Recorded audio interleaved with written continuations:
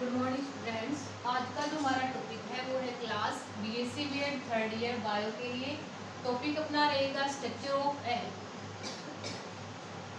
And types of egg, यानी अंडे की संरचना और अंडे के प्रकार। इसका पार्ट नंबर आज अपन पढ़ेंगे 17 नंबर। तो सबसे पहले अपन को क्या पढ़नी है, एग की स्ट्रक्चर यानी अंडे की संरचना। ठीक है, तो अलग अलग जंतुओं का जो एग होता है वो अलग अलग टाइप का अपन को दिखाई देता है, और इसके अंदर जो प्राइमरी, सेकेंडरी, एसेसरी मेम्ब्रेन जो होती है वो अलग अलग टाइप की पाई जाती है। बट आज अपन जो एग की संरचना पढ़ेंगे वो मनुष्य के एग की संरचना होगी। ठीक है, यानी कहने का मीन ये है कि स्ट्रक्चर ऑफ एग जो अपन पढ़ने जा रहे हैं वो किसकी है, मनुष्य के अंडे की संरचना, यानी मनुष्य का जो अंडा होता है उसकी संरचना अपन पढ़ने जा रहे हैं। ठीक है, तो सबसे पहले स्ट्रक्चर ऑफ एग, अपना जो पॉइंट रहेगा वो क्या रहेगा, स्ट्रक्चर ऑफ एग, अंडे की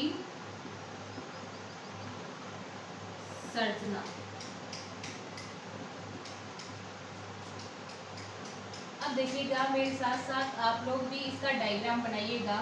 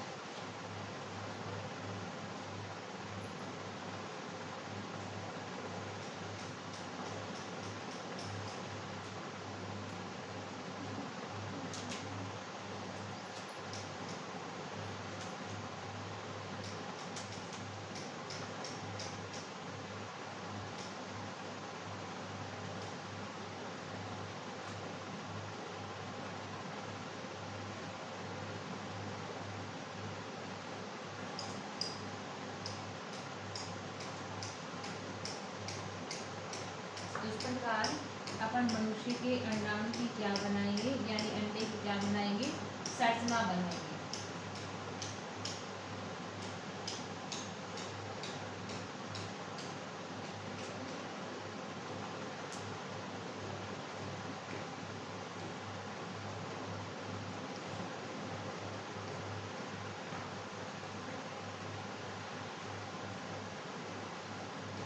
देख लीजिए, कम्प्लीटली राउंड होना चाहिए ये।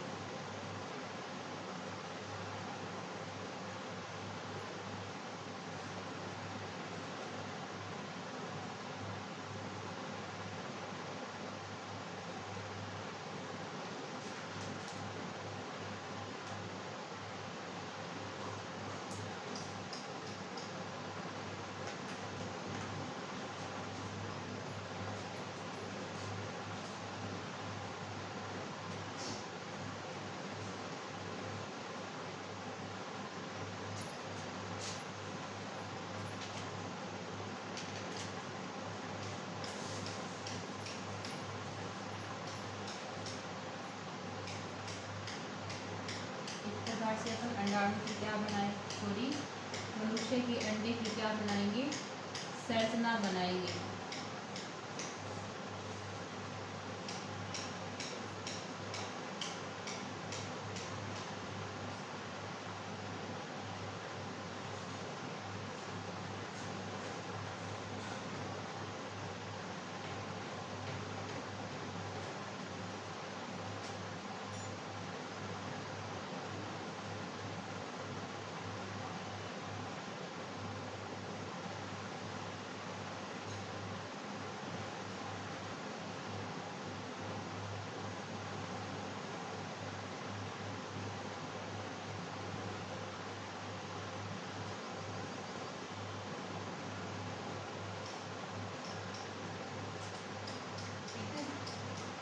इधर ये हो जाएगी सेकेंडरी oocyte,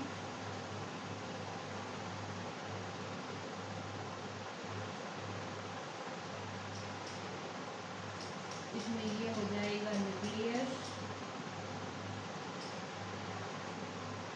इधर कोरोना रेडिएटा की कोशिकाओं को प्रदर्शित कर देंगे।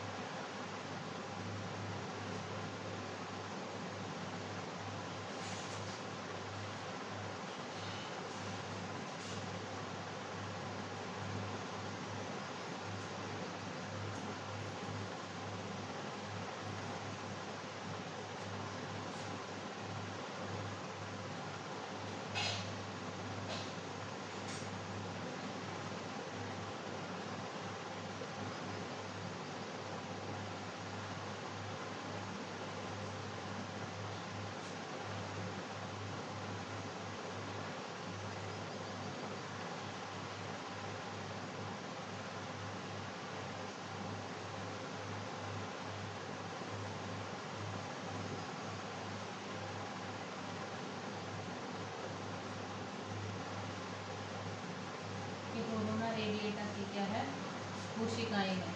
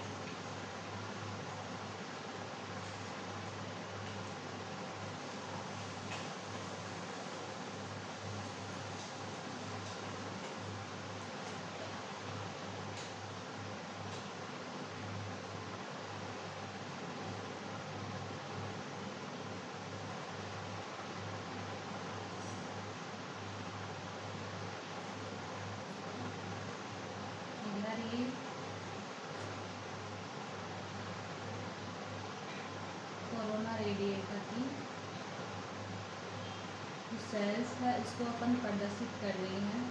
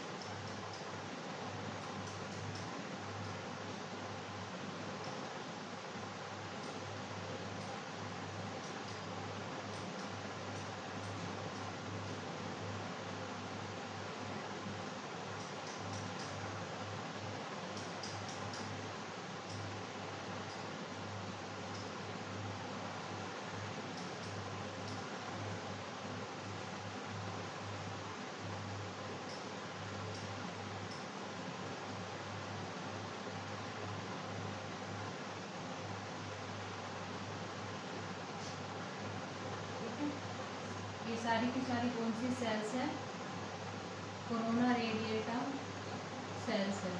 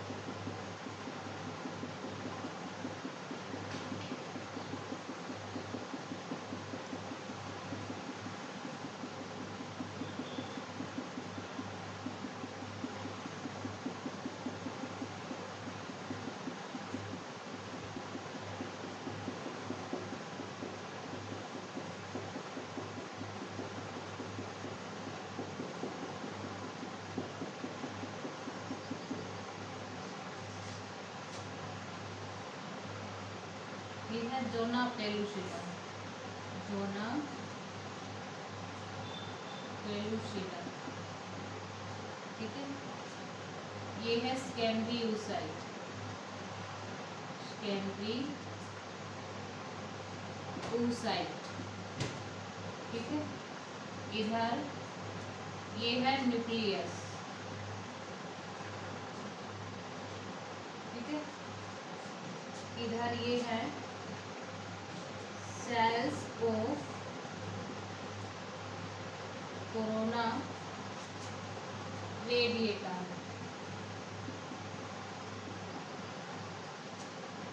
Sales of corona radiata. और ये जो स्ट्रक्चर है वो किसकी है, ये जो आपको डायग्राम दिखाई दे रहा है वो किसका है, मैक्रोलेसिकल, मैक्रोलेसिकल,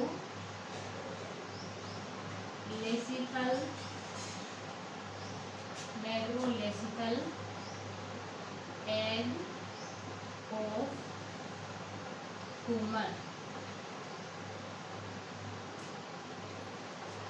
मनुष्य का अतिपीतकी अंडा, ठीक है। मनुष्य का अतिपीतकी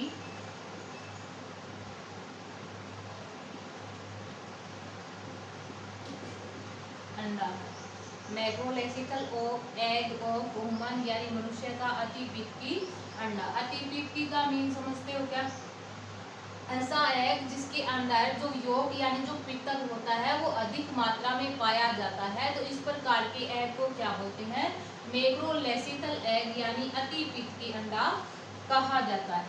और ये जो आपके सामने संरचना बनाई गई है जिस अंडे की, वो किसका अंडा, अंडा है मनुष्य का अंडा, ठीक है। अब देखिएगा, आप सभी जानते हो कि प्राइमरी oocyte के अंदर जब अर्धसूत्री विभाजन फर्स्ट कंप्लीट होता है, प्राइमरी oocyte किसके अंदर, प्राइमरी oocyte, जब प्राइमरी oocyte के अंदर अर्धसूत्री विभाजन फर्स्ट कंप्लीट होता है तो किसका निर्माण होता है, सेकेंडरी oocyte का निर्माण होता है। किसका निर्माण होता है, सेकेंडरी oocyte का निर्माण होता है। इस सेकेंडरी oocyte के अंदर अपन को एक गोलाकार संरचना दिखाई देती है जिसको अपन क्या बोलते हैं, न्यूक्लियस कहा जाता है। अब देखिएगा, इस सेकेंडरी oocyte के चारों ओर अपन को एक साफ पारदर्शी क्षेत्र दिखाई देता है। सेकेंडरी oocyte के चारों ओर क्या दिखाई देता है, एक साफ पारदर्शी क्षेत्र दिखाई देता है जिसे जोना पेलुसिडा कहा जाता है। इस साफ पारदर्शी क्षेत्र को क्या बोलते हैं, जोना पेलुसिडा कहा जाता है। जबकि इस जोना पेलुसिडा के चारों ओर ग्रेनुलोसा कोशिकाओं की बनी हुई द्विगुणित ग्रेनुलोसा कोशिकाओं की बनी हुई एक परत पाई जाती है जिसको क्यूमुलस oophores कहा जाता है। यहाँ पे इसके अंदर इसको दिखाया नहीं गया है क्यूमुलस oophores को, ठीक है। अब देखिएगा, क्यूमुलस oophores और जोना पेलुसिडा के बीच में जो ग्रेनुलोसा कोशिकाएं होती है वो इस प्रकार यानी रेडियल रूप, जिसको हिंदी में क्या बोलते हैं, अरीय रूप से इस प्रकार से व्यवस्थित रहती है। इस लेयर या इन कोशिकाओं को क्या बोलते हैं, सेल्स ऑफ कोरोना रेडिएटा यानी कोरोना रेडिएटा की कोशिकाएं कहा जाता है, ठीक है। अब देखिएगा, इस कोरोना रेडिएटा या फिर बोल सकते हो कि इस जो अंडाणु है, ये जो एक संरचना आपको दिखाई गई है वो एग की है, बट एग किसको बोलते हैं, यहाँ तक जो आपको संरचना दिखाई दे रही है वो किसकी है, एक अंडाणु की है। अब देखिएगा, इस अंडाणु के चारों ओर इस प्रकार से एक प्रोटोप्लाज्मिक मेम्ब्रेन पाई जाती है। इस अंडाणु के चारों ओर क्या पाई जाती है, एक प्रोटोप्लाज्मिक मेम्ब्रेन पाई जाती है। इस प्रकार से क्या पाई जाती है, प्रोटोप्लाज्मिक मेम्ब्रेन पाई जाती है। इस प्रकार भी बोल सकते हो कि अंडाणु के चारों ओर एक सुरक्षात्मक आवरण के रूप में क्या पाई जाती है, प्रोटोप्लाज्मिक मेम्ब्रेन पाई जाती है। क्या पाई जाती है, प्रोटोप्लाज्मिक मेम्ब्रेन पाई जाती है, ठीक है। ये जो प्रोटोप्लाज्मिक मेम्ब्रेन जो होती है उसको एक्सेसरी एग मेम्ब्रेन यानी सहायक अंड झिल्ली कहा जाता है। क्या बोलते हैं इसको? जो प्रोटोप्लाज्मिक मेम्ब्रेन इस अंडाणु के चारों ओर उपस्थित होती है, इसको सहायक अंड झिल्ली, क्या बोलते हैं इसको? सहायक अंड झिल्ली यानी एसेसरी एग मेम्ब्रेन कहा जाता है। क्या बोलते हैं? एसेसरी एग मेम्ब्रेन यानी सहायक अंड झिल्ली से कहा जाता है। इस प्रकार इस अंडाणु के चारों ओर पाई जाने वाली यह प्रोटोप्लाज्मिक मेम्ब्रेन यानी एसेसरी एग मेम्ब्रेन, जिसको हिंदी में क्या बोलते हैं? सहायक अंड झिल्ली जो होती है वो क्या करती है? जो परिवर्धित हो रहा जो एम्ब्रियो है, यानी जो डेवलप हो रहा जो एम्ब्रियो होता है, उसको सुरक्षा प्रदान करने का क्या करती है? ये कार्य करती है। कौन? सहायक अंड झिल्ली। अब बात आती है, जब कोरोना रेडिएटा तक का पूछा जाए तो ये क्या है? एक अंडाणु है। कोरोना रेडिएटा आवरण तक की जो आपको संरचना दिखाई दे रही है वो किसके? एक अंडाणु की है। लेकिन जब इसके चारों ओर एक सुरक्षात्मक आवरण, कहने का मीन ये है कि प्रोटोप्लाज्मिक मेम्ब्रेन का निर्माण हो जाने के कारण इस अंडाणु और प्रोटोप्लाज्मिक मेम्ब्रेन, कहने का मीन ये है कि इस अंडाणु और एसेसरी एग मेम्ब्रेन को संयुक्त रूप से क्या बोलते हैं? एग यानी अंडा कहा जाता है। ध्यान रखिएगा, कोरोना रेडिएटा तक का आवरण, सेकेंडरी oocyte से लेकर कोरोना रेडिएटा तक का आवरण है वो क्या है? एक ओव्यूल यानी अंडाणु है। ठीक है। लेकिन जब इसके चारों ओर प्रोटोप्लाज्मिक मेम्ब्रेन यानी एसेसरी एग मेम्ब्रेन जब बन जाती है तो इस अंडाणु और इस एसेसरी एग मेम्ब्रेन को संयुक्त रूप से एग यानी अंडा कहा जाता है। ठीक है। तो इस प्रकार से ये आपके सामने एग की संरचना थी। अब देखिएगा, जो एसेसरी एग मेम्ब्रेन आपको बताएगी कि जो प्रोटोप्लाज्मिक मेम्ब्रेन थी वो क्या थी? एक सुरक्षात्मक आवरण के रूप में अंडाणु के चारों ओर पाई गई थी। ठीक है। इस प्रोटोप्लाज्मिक मेम्ब्रेन को एसेसरी एग मेम्ब्रेन यानी सहायक अंड झिल्ली अपन ने बोला था। तो जो ये एसेसरी एग मेम्ब्रेन होती है उसको तीन पार्ट्स के अंदर डिवाइड करती है। Primary accessory egg membrane, secondary accessory egg membrane और टर्सरी एसेसरी एग मेम्ब्रेन। ठीक है। यहाँ तक अंडाणु की संरचना कंप्लीट होती है। और ये भी ध्यान रखिएगा कि मनुष्य का जो अंडाणु होता है वो एक टिपिकल सेल के समान होता है, यानी प्रारूपिक जो सेल होती है, यानी प्रारूपिक कोशिका के समान होता है। ठीक है। मनुष्य के अंडाणु की जो संरचना है वो एक प्रारूपिक कोशिका यानी टिपिकल सेल के समान होती है। अब अपन बात करते हैं type of accessory egg membrane. अंडाणु की संरचना कंप्लीट हो चुकी है। अब अपन को पढ़ना है type of accessory egg membrane.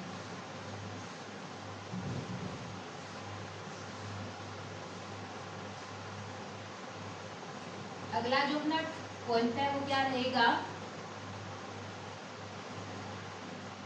Types of accessory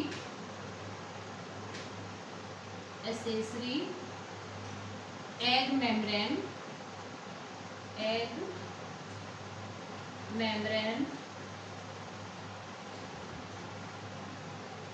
यानी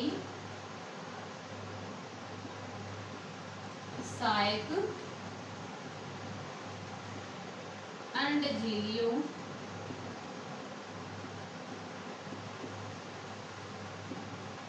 के प्रकार। ठीक है। अगला जो अपना पॉइंट रहेगा वो क्या रहेगा? Types of accessory egg membrane यानी सहायक अंड झिल्लियों के प्रकार। अब देखिएगा, आप ये बोल सकते हो कि types of accessory egg membrane, या फिर ये भी बोल सकते हो कि एग मेम्ब्रेन की उत्पत्ति के आधार पर जंतुओं में पाई जाने वाली इन एसेसरी एग मेम्ब्रेन को तीन सीरीज के अंदर बांटा गया है। कितनी सीरीज के अंदर? तीन सीरीज के अंदर। फर्स्ट प्राइमरी एग मेम्ब्रेन,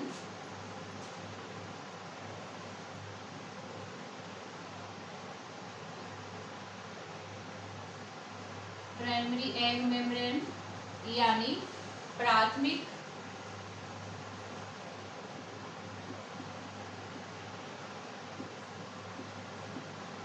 अंडझिल्ली, प्राथमिक अंडझिल्ली। सेकंड है सेकेंडरी एग मेम्ब्रेन,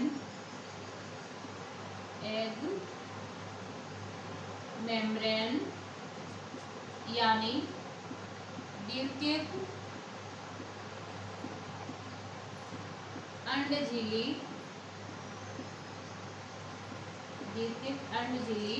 और थर्ड है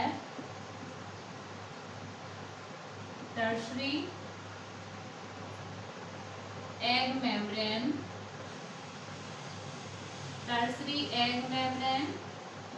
यानी तृतीयक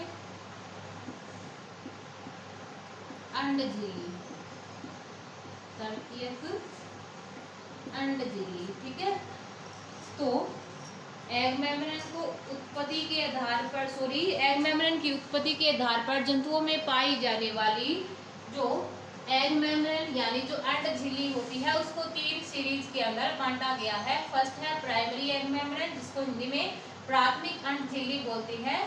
सेकंड है सेकेंडरी एग मेम्ब्रेन, जिसको द्वितीय अंडझिल्ली कहा जाता है। और थर्ड है टर्शरी एग मेम्ब्रेन, जिसको तृतीयक अंडझिल्ली बोला जाता है।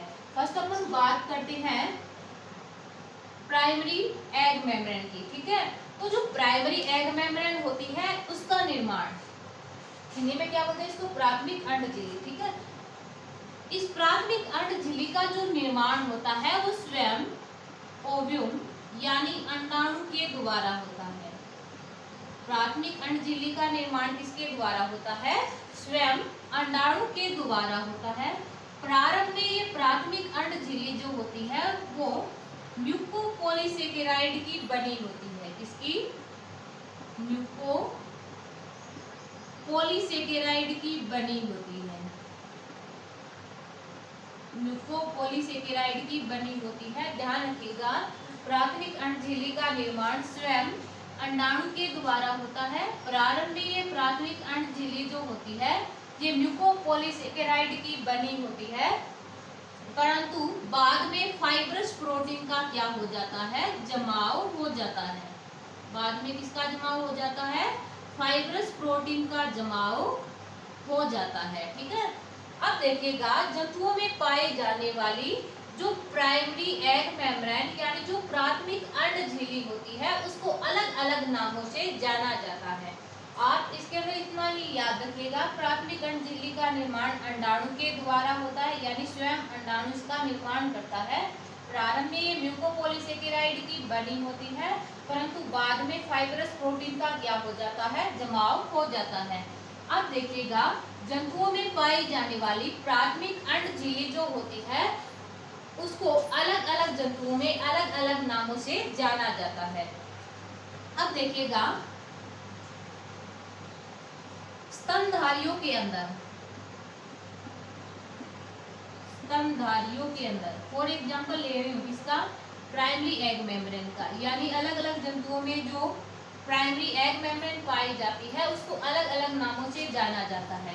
तो स्तनधारियों के अंदर जो प्राइमरी एग मेम्ब्रेन यानी प्राथमिक अंडझिल्ली जो पाई जाती है उसको जोना पेलुसिडा के नाम से जाना जाता है। जोना पेलुसिडा के नाम से जाना जाता है। इस जोना पेलुसिडा का जो निर्माण होता है वो किसके द्वारा होता है, यानी जो फॉर्मेशन होता है, यानी जो इसका निर्माण होता है वो किसके द्वारा होता है, ग्रेनुलोसा कोशिकाओं के द्वारा। किसके द्वारा, ग्रेनुलोसा कोशिकाओं के द्वारा किसका निर्माण किया जाता है, जोना पेलुसिडा का निर्माण किया जाता है। तो ध्यान रखिएगा स्तनधारियों के अंदर प्राइमरी एग मेम्ब्रेन यानी प्राथमिक अंडझिल्ली के रूप में क्या पाई जाती है, जोना पेलुसिडा। और जोना पेलुसिडा का निर्माण जो होता है वो ग्रेनुलोसा कोशिकाओं के द्वारा किया जाता है। ठीक है, अब देखिएगा सेकंड एग्जाम्पल के रूप के अंदर ले जोना रेडिएटा, जोना रेडिएटा। कार्टिलेज जो फिश होती है, यानी जो कार्टिलेज मछली होती है, ठीक है, कार्टिलेज मछली के अंदर, कार्टिलेज जो फिश होती है उसके अंदर जोना रेडिएटा होती है, वो प्राथमिक अंड झिल्ली के रूप में पाई जाती है। कहने का मीन ये है कि कार्टिलेज जो मछलियां होती है उसमें प्राथमिक अंड झिल्ली के रूप में क्या पाई जाती है, जोना रेडिएटा पाई जाती है। अब देखिएगा थर्ड एग्जाम्पल के रूप में लें तो विटेलाइन मेम्ब्रेन होगी। फर्स्ट क्या थी, zona pellucida primary egg membrane के रूप में। सेकंड एग्जाम्पल कौन सा लिया था, जोना रेडिएटा का। अब अपन लेंगे किसका, विटेलाइन मेम्ब्रेन का, विटेलाइन मेम्ब्रेन। अब देखिएगा विटेलाइन मेम्ब्रेन यानी पित्तक कला,